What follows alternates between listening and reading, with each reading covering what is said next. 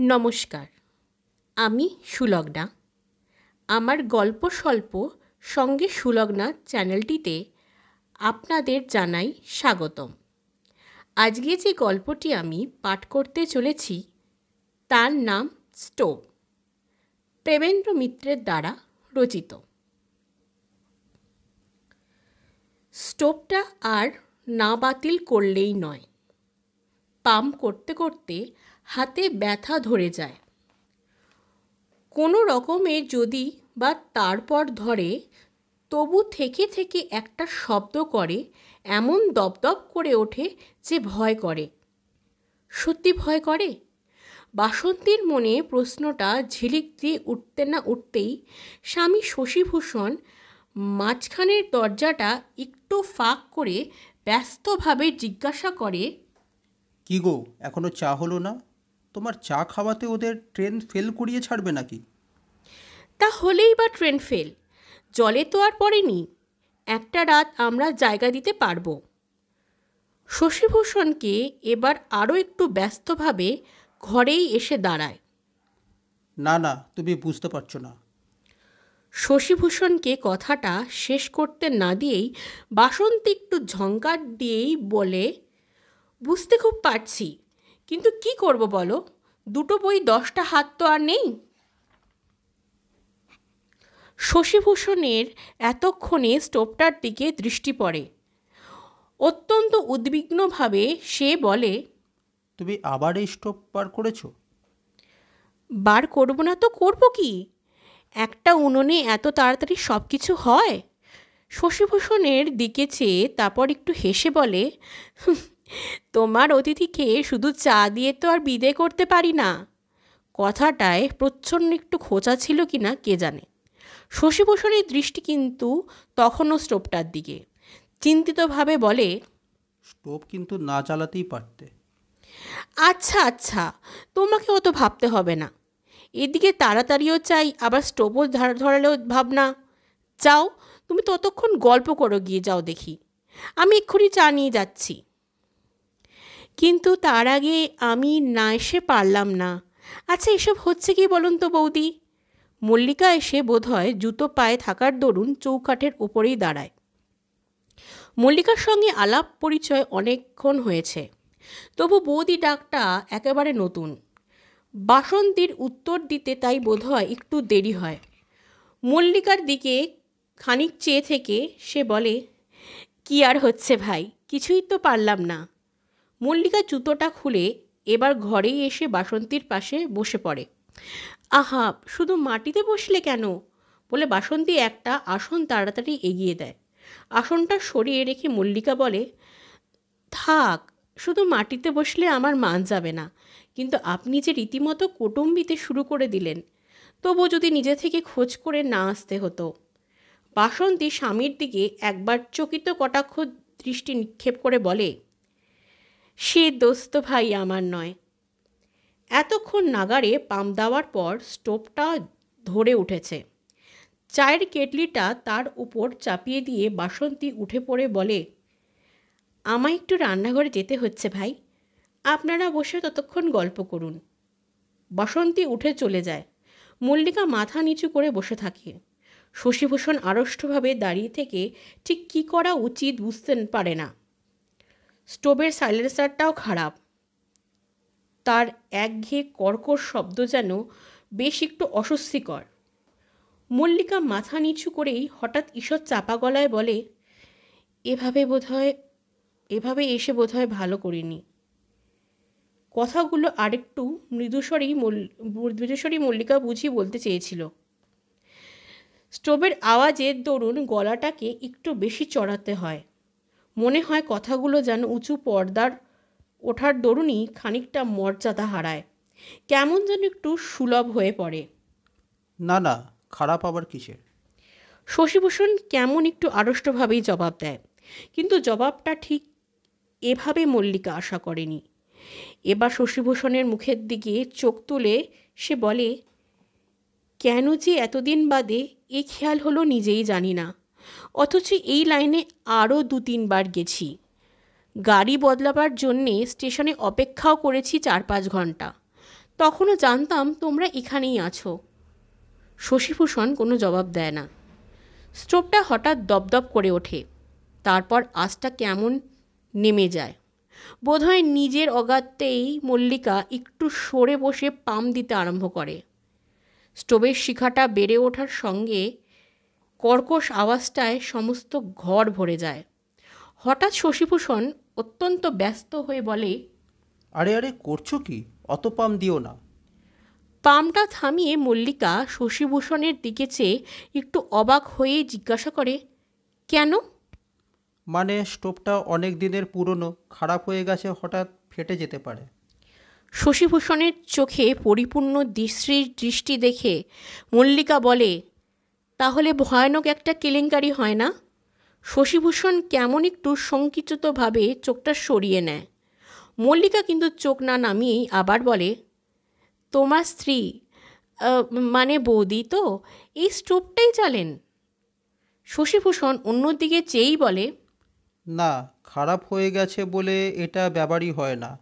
আজ কেন যে বার করেছে কে জানে। ও বলে মল্লিকা এবার মাথা নিচু করে খানিকক্ষণ চুপ করে থাকে। হঠাৎ শশীভূষণ চমকে উঠে বলে, ও কি হচ্ছে কি? বলছি পাম দিও না, বিপদ হতে পারে। স্টোভের আওয়াজের দরুন শশীভূষণকে কথাগুলো বেশ চেঁচিয়ে বলতে হয়। বাসন্তী তখন রান্নাঘর থেকে বড় একটা থালা হাতে নিয়ে দরজায় এসে দাঁড়িয়েছে। একটু হেসে জিজ্ঞাসা করে, বিপদ আবার কি হলো? মুখ ফিরিয়ে বাসন্তীর দিকে চেয়ে মল্লিকা সকৌতুকে হাসির সঙ্গে বলে, দেখুন না বৌদি, আপনার স্টোভে একটু বেশি পাম দিলেই নাকি বিপদ হবে। স্টোভটা কি অতই খারাপ নাকি? বাসন্তীর স্বামীর দিকে একবার তাকায়, তারপর রান্নাঘর থেকে আনা গরম খাবারের থালাটা ছোট টেবিলটার ওপর রেখে বলে, খারাপ হতে যাবে কেন? ওর ওই রকম অদ্ভুত ধারণা, একটু পুরনো হলেই বুঝি স্টোভ অচল হয়ে যায়। আমিও তাই বলি। মল্লিকার সমানে স্টোভটায় পাম দিতে থাকে। কেটলির তলা থেকে নীল আগুনের শিখা হিংস্র গর্জন করে চারিধারে যেন ফোনা তলে। শশীভূষণ কি বলতে গিয়ে যেন বলতে পারে না। কেমন একটু অসহায়ভাবে বাসন্তীর দিকে তাকায়। বাসন্তী তবু চুপ করে দাঁড়িয়ে। হঠাৎ শশীভূষণ ঘর থেকে বেরিয়ে যায়। বাসন্তী একটু হেসে মল্লিকার পাশে বসে পড়ে। স্টোভটা একটু সরিয়ে নিয়ে বলে, থাক ভাই, আর দরকার নেই। দুদণ্ডের জন্য দেখা করতে এসে অত খাটলে আমাদের যে লজ্জা রাখবার জায়গা থাকবে না। আপনি ও ঘরে গিয়ে বসুন, আমি এক্ষুনি চা নিয়ে যাচ্ছি। আপনার ভাই বোধ হয় এতক্ষণে একা একা অতিষ্ঠ হয়ে উঠে গেছেন। মল্লিকা সব কথা শুনতে পায় কি না কে জানে।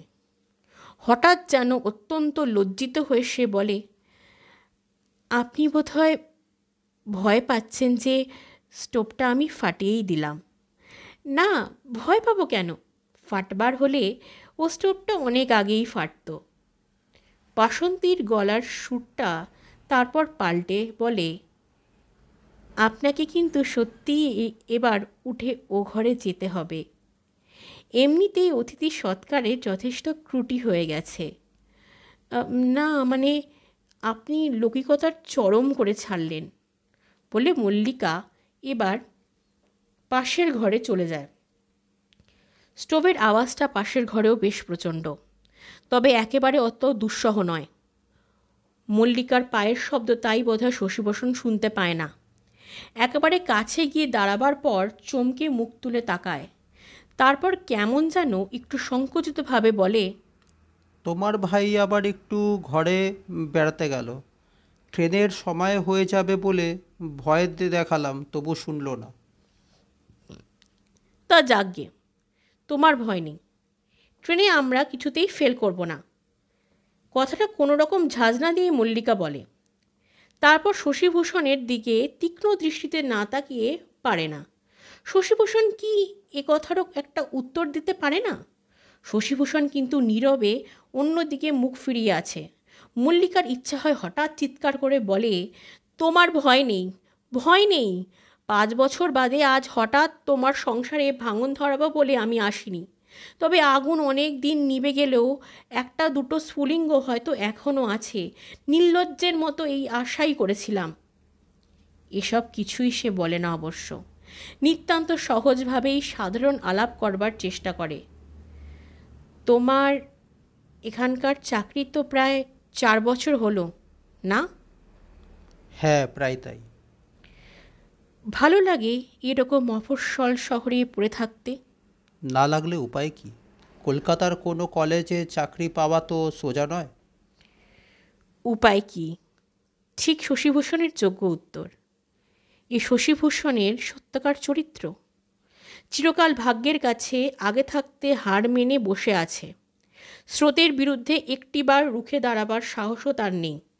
5 বৎসর আগেও এমনি করেই সে দুর্বলভাবে নিজেকে ভাগ্যের হাতে ছেড়ে দিয়েছে। সেদিন এতটুকু দৃঢ়তা তার মধ্যে থাকলে হয়তো তাদের জীবনের ইতিহাস আর একরকম হতে পারত। সেদিনটা এখনও তার ভালো করেই মনে আছে। অনেক ভেবেচিন্তে মিউজিয়ামের একটা ঘর তখন তারা পরস্পরের সঙ্গে দেখা করার জন্য ঠিক করে নিয়েছিল। কলেজে দেখা হলেও কথা বলা সমীচীন নয়, তাই সময় অসুবিধা হলেই একজন আরেকজনের জন্যে এই ঘরটিতে এসে অপেক্ষা করত। মিউজিয়ামের সেটা পাথরের নমুনার ঘর। তাদের জীবনের অনেক উদ্বেল মুহূর্তের সাক্ষী এই ঘর। বারবার পৃথিবীর নিদারুণ চাপে, বারবার সর্বনাশা প্রলয়ের আগুনের মতো মাটি নিষ্পেষিত দগ্ধ হয়ে আশ্চর্য পাথরে হয়ে গিয়েছে।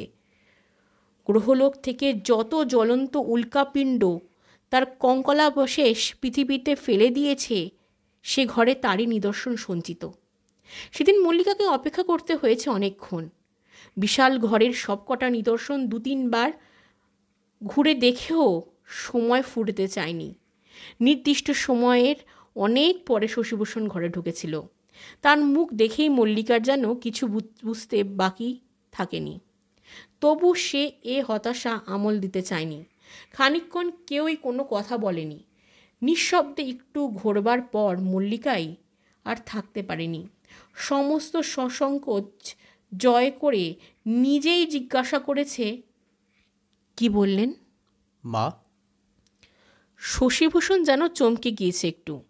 তারপর একটু চুপ করে থেকে মুখ ফিরিয়ে বলেছে, মাকে কিছু বলিনি এখনো। মল্লিকা স্তব্ধ হয়ে গিয়েছে একেবারে। শশীভূষণই আবার ক্লান্ত হতাশ স্বরে বলেছে, মার শরীর খুব খারাপ, আজই দেওঘর যাচ্ছেন কিছুদিন চেঞ্জের জন্য। অনেকক্ষণ প্রায় যেন একযুগ স্তব্ধ হয়ে থাকবার পর মল্লিকা অর্ধস্ফুট স্বরে জিজ্ঞাসা করেছে, তুমিও যাচ্ছ নাকি? একটু ইতস্তত হয়ে শশীভূষণ বলেছে, মা যেতে বলেছেন। তাছাড়া ভাবছি যা কিছু বলার সেখানে বলতে সুবিধা হবে। মল্লিকা আর কোনো কথা বলেনি। সে যেন বুঝতে পেরেছে সমস্ত প্রশ্নের প্রয়োজন তখনই শেষ হয়ে গিয়েছে। শশীভূষণই খানিক বাদে বলেছে, আমি না বলতেও বাড়ির সবাই জানে, মাও জানেন। এ কথারও কোনো উত্তর দেওয়ার প্রবৃত্তি মল্লিকার হয়নি। একান্তভাবে ছোট একটা উল্কাপিণ্ডের নমুনার দিকে মনোনিবেশ করে সে নিজেকে সংযত করার চেষ্টা করেছে। শশীভূষণ আবার বলেছে অত্যন্ত অপরাধীর মতো, শরীর খারাপের ওপর মা হয়তো বড় বেশি বিচলিত হয়ে উঠবেন, এই ভয়ে এখনো কিছু বলিনি। আমিও জানি মাকে আমি শেষ পর্যন্ত বোঝাতে পারবো। একটা জ্বালাময় উত্তর মল্লিকার বুক থেকে কণ্ঠ পর্যন্ত উথলে উঠেছে। শুধু তোমার মাকে বোঝানোটাই কি এত বড়? আমার কি বাড়িঘর আত্মীয় সমাজ কিছু নেই? তোমার মার অনুগ্রহের ভিক্ষার ওপরই কি আমার জীবন নির্ভর করছে? মল্লিকা কিন্তু নিজেকে সংযত করেছে আবার, এবং সেইখানেই বোধহয় জীবনের চরম ভুল করেছে। শশীভূষণ সেই জাতের মানুষ, নিজের মনকে নিজেই যারা সাহস করে চিনতে চায় না, তাদের পেতে হলে জোর করে আঘাত দিয়ে টেনে নিতে হয়। কি ক্ষতি ছিল সেদিন আর একটু নির্লজ্জ হয়ে শশীভূষণের সেই জড়তা ভেঙে চুরমার করে দিলে? সে জানে সেদিন চেষ্টা করলে শশীভূষণকে সে আর ফিরে না যেতে দিতে পারত। শশীভূষণের নিজের মধ্যে কোনো প্রেরণা নেই, কিন্তু ইচ্ছে করলে সমস্ত বাধা, সমস্ত সংস্কারের বিরুদ্ধে দাঁড়াবার শক্তি মল্লিকাই তার মধ্যে সঞ্চারিত করে দিতে পারত। দেয়নি, শুধু নারী সুলভ সংকোচে আর লজ্জায়, আর বুঝি একটু আহত অভিমানে। কি ভুলই সেদিন করেছে সে! কিন্তু সত্যি ভুল করেছে কি? চকিতে এ প্রশ্ন তার মনের সমস্ত দিগন্তে একটা নতুন আলোয় উদ্ভাসিত করে দেয়। আত্মবিশ্বাসহীন অসহায় দুর্বল মানুষটির জন্যে গত 5 বছর ধরে প্রতিটি মুহূর্তে সে নিঃশব্দে পুড়ে পুড়ে খাক হয়েছে। কিন্তু একে জয় করে নিলে সে কি সত্যি সুখী হতো?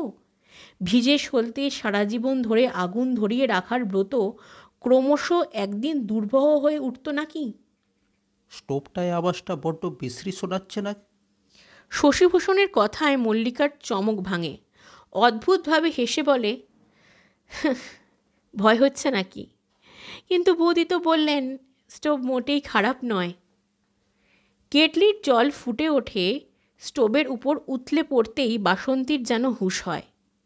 কেটলির নামিয়ে চায়ের পটে জল ঢেলে স্টোভটা নিমিয়ে দেওয়ার জন্যে সে চাবিটার দিকে হাত বাড়ায়। কিন্তু হঠাৎ একটা কথা মনে পড়ে যাওয়ায় চাবিটা ঘোরানো আর হয় না। সত্যি কি স্টোভটা আজ হঠাৎ এই মুহূর্তে ফেটে যেতে পারে? ভাগ্যের সঙ্গে এ বাজি খেলার সাহস তার আছে কি? একদিন ছিল। সেদিন সত্যি স্টোভটাই সে শেষ মুক্তির পথ বলে ঠিক করে রেখেছিল। কেউ কিছু জানবে না, কিছু বুঝবে না, কোনো অপবাদ কারো গায়ে লাগবে না। সবাই জানবে শুধু একটা দুর্ঘটনা ঘটল। সেদিন অত বড় নিদারুণ সংকল্প তাকে করতে হয়েছিল শুধু এই মল্লিকার জন্যে। ভাবতে এখন তার আশ্চর্য লাগে। মল্লিকাকে সে চোখে দেখেনি, তার একটা ছবি পর্যন্ত নয়, কিন্তু এ বাড়িতে প্রথম পদার্পণের সঙ্গে সঙ্গে শুভানুধ্যায়ীদের কল্যাণে ওই নামটি তার দিবারাত্রি বিষাক্ত করে তুলেছে। মল্লিকাকে সে কীভাবেই না কল্পনা করেছে, যে কল্পনার সঙ্গে আজকে এই চাক্ষুষ পরিচয়ের এত তফাৎ হবে সে ভাবতেও পারেনি। মল্লিকাকে সুশ্রী বলা চলে না, আবার সে কুশ্রীও নয়, কিন্তু সে রূপ তার নেই যাতে পুরুষের মনে অনির্বাণ আগুন জ্বালিয়ে রাখতে পারে। লেখাপড়া শেখা আধুনিক মেয়ে বলে সাজসজ্জায় একটা পরিচ্ছন্নতা আছে, কিন্তু সেই সঙ্গে বয়সের ছাপটাও একেবারে আর লুকোনো নেই। স্বামীর সঙ্গে একসঙ্গে কলেজে পড়তো, সুতরাং বয়স নেহাত কম তো হলো না। স্বামীর কাছে মল্লিকার নাম সে বিয়ের পর কোনো দিন শোনেনি, কিন্তু আর 5 জন হিতৈষী তো আছে সাবধান করবার, পরামর্শ দেবার। ফুলশয্যার রাত্রি তাকে সাজিয়ে গুছিয়ে ঘরে পাঠাবার আগে আর সব মেয়েদের উদ্দেশ্য করে ঠান্দি সম্পর্কিয়া পৌড়া সেকেলে অভদ্র রসিকতা করে বলেছিলেন, ওরে সাজিয়ে তো দিলি, সঙ্গে একটা শিকলি দিস তো, নইলে ও উড়ো পাখিকে বাঁধবে কি দিয়ে? প্রথমটা কিছু বুঝতে না পেরে শুধু রসিকতার ধরনে বাসন্তীর লজ্জায় লাল হয়ে উঠেছিল। কিন্তু বোঝানোই যাদের আনন্দ, তারা না বুঝিয়ে ছাড়বে কেন? একটু একটু করে কিছুই তার প্রায় শুনতে বাকি থাকেনি। স্বামীর মুখে এক আধবার মল্লিকার নাম শুনলে সে বোধহয় অতটা আহত হতো না, যতটা হয়েছে তার আপাত নির্বিকার নীরবতায়। কতদিন বিছানায় স্বামীকে চুপ করে শুয়ে থাকতে দেখে তার বুকের ভেতরটা জ্বালা করে উঠেছে। হয়তো কেন, নিশ্চয়ই স্বামী এখন মল্লিকার কথাই ভাবছেন। মল্লিকাই যদি তোমার দিবারাত্রির ধ্যান, তো আমায় বিয়ে করতে গিয়েছিলে কেন? ইতরের মতো ঝগড়া করে কথা বলতে পারলে বুঝি খানিকটা বুকের জ্বালা কমতো। কিন্তু তার বদলে সে বিছানা ছেড়ে উঠে দরজা খুলে বাইরে চলে গিয়েছে। শশীভূষণ খিলখড়ার শব্দে একটু চমকে জিজ্ঞেস করেছে, যাচ্ছ কোথায়? বাইরের বারান্দায় যাচ্ছি। ব্যাস, আর কিছু বলার দরকার হয়নি। হঠাৎ বারান্দায় যাবার কোনো কারণই স্বামী জানতে চান না, তার কোনো কৌতূহলই নেই। বাসন্তীর মনে হয়েছে যে সে যদি বলতো গঙ্গায় ডুবে মরতে যাচ্ছি, তাহলে স্বামী বোধ হয় একটু শুধু ও বলে নিশ্চিন্ত মনে চুপ করে থাকতেন। অসহ্যই নির্বিকার ঔদাসীন্য, এর চেয়ে সুস্পষ্ট অপমান ঢের ভালো ছিল। একদিন এই স্টোভের সামনে বসেই তাই তার মনে হয়েছে কি ক্ষতি হয় সব একেবারে শেষ করে দিলে। শাশুড়ি তখনও বেঁচে, তাকে স্টোভ জ্বালিয়ে চা করতে দেখে খানিক আগেই তিনি সাবধান করে গিয়েছেন, ও স্টোভটা তুমি কেন আবার জ্বলাতে গেলে বৌমা? ওটা খারাপ হয়ে গিয়েছে বলে আমি কাউকে ছুতে দিই না। দেখো বাপু, ফেটে ঠেটে আবার একটা কেলেঙ্কারি না হয়। ফেটে গিয়ে কেলেঙ্কারি? হ্যাঁ, এরকম দুর্ঘটনা খুব নতুন নয়। বাসন্তী টান পরে স্টোভটায় পাম্প দিয়েছে, কোনো দুর্ঘটনাই কিন্তু ঘটেনি। তারপর ধীরে ধীরে কবে থেকে সেসব বদলে গিয়েছে বাসন্তী ঠিক স্মরণ করতে পারে না। কিন্তু ক্রমশই তার মনে হয়েছে এই একান্ত অসহায় পরনির্ভর মানুষটি এক পা যে তার সাহায্য বিনা চলতে পারে না, নিজের অসুখটা পর্যন্ত যার বাসন্তীর কাছে জেনে নিতে হয়, গভীর কোনো ভালোবাসা তার মনে চিরন্তন হয়ে আছে, এ কি বিশ্বাস করার যোগ্য? যার মনের হৃদয়ে সমস্ত ব্যাপার আজ বাসন্তীর কাছে জলের মতো স্বচ্ছ, এমন কোনো আশ্চর্য গোপন স্থান তার কোথাও কি থাকতে পারে, যেখানে অত বড় ভালোবাসা নিঃশব্দে গোপন করে রাখা যায়?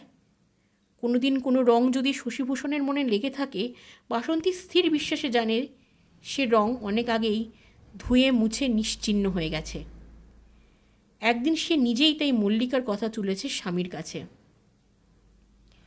ওগো, এখানকার গোকুলপুরের মেয়েদের স্কুলের নতুন এক হেডমিস্ট্রেস হয়েছেন জানো?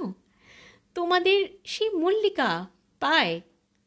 মল্লিকা সম্বন্ধে স্বামী স্ত্রীর মধ্যে আলাপ এই প্রথম। তো বাসন্তীর কথায় বা কথার ধরনে শশীভূষণের কোনো ভাবান্তরই চোখে পড়ে না। নিতান্ত স্বাভাবিকভাবেই সে বলে, হ্যাঁ, শুনেছি। এতটা নির্লিপ্ততা বুঝি বাসন্তী আশা করেনি। সে আবার একটু খোঁচা দেওয়ার জন্যই বলে, আমাদের এই জংশন স্টেশনেই তো গাড়ি বদল করে যেতে হয়, একবার আসতে বলো না কেন? কি জন্য? শশীভূষণ যেন একটু অবাক হয়ে জিজ্ঞাসা করেছে, কিসের জন্যে আবার? একবার একটু দেখতাম বলে বাসন্তী সেখান থেকে চলে গিয়েছে। শশীভূষণ আসতে অবশ্য বলেনি, মল্লিকা আজ এতদিন বাদে নিজে থেকেই এসেছে। না, সত্যি কোনো জ্বালা, কোনো সংশয় বাসন্তীর মনে আর নেই। সে বরং খুশি হয়েছে মনে মনে। তার এই পরিপূর্ণ সৌভাগ্যের দিনই মল্লিকাকে সে এনে দেখাতে চেয়েছিল। যত জ্বালা সে এতদিন পেয়েছে, এ যেন তারই ঋণ শোধ। ও ঘরে বসে এখনও ওরা গল্প করছে। কি গল্প করছে কে জানে? যাই করুক, কিছু যায় আসে না। বাসন্তী জানে তার ভয় আর নেই। ঠিক এই মুহূর্তে স্টোভটা কি ফেটে যেতে পারে? হঠাৎ একটা কথা মনে পড়ে যাওয়ায় বাসন্তী চমকে ওঠে। কি ভাববে তাহলে মল্লিকা? কি ভুল ধারণাই না সে করতে পারে। অনায়াসেই ভাবতে পারে এই নিদারুণ নাটকীয় পরিণামের সেই বুঝি মূল। বুঝি সে আশাতেই বহুদিনের নিরুদ্ধ বেদনার এই আত্মঘাতী বিস্ফোরণ। না না, এই মিথ্যে গৌরবের সুযোগ কিছুতেই মল্লিকাকে দেওয়া যায় না। স্টোভটা নেমাবার জন্যে বাসন্তীর চাবিটা ঘোরাতে থাকে। হঠাৎ চাবিটা এত এঁটে গেলেই বা কী করে? বাসন্তীর সমস্ত শক্তি দিয়েও সেটা ঘোরাতে পারে না। হঠাৎ ভয় পেয়ে তার মনে হয় শশীভূষণকে ডাকবে কি না, কিন্তু না, সে বড় লজ্জার ব্যাপার। তাহলেও মল্লিকার কাছে মান থাকে না। স্টোভটা কিন্তু সত্যিই যেন উন্মাদের মতো হিংস্র হয়ে গর্জন করছে। উঠে কোথাও সরে যাবার কথাও বাসন্তী ভাবতে পারে না। প্রাণপণ শক্তিতে সে চাবিটা খোলবার চেষ্টা করে। কিছুতেই আজ কোনো দুর্ঘটনা যে ঘটতে দেওয়া যায় না।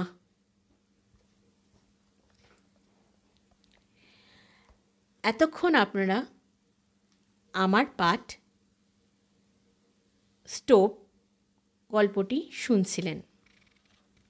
যদি আমার পাঠ আপনাদের ভালো লাগে, তাহলে অবশ্যই আমার চ্যানেলটিকে সাবস্ক্রাইব করবেন, লাইক করবেন, কমেন্ট করবেন। অসংখ্য ধন্যবাদ।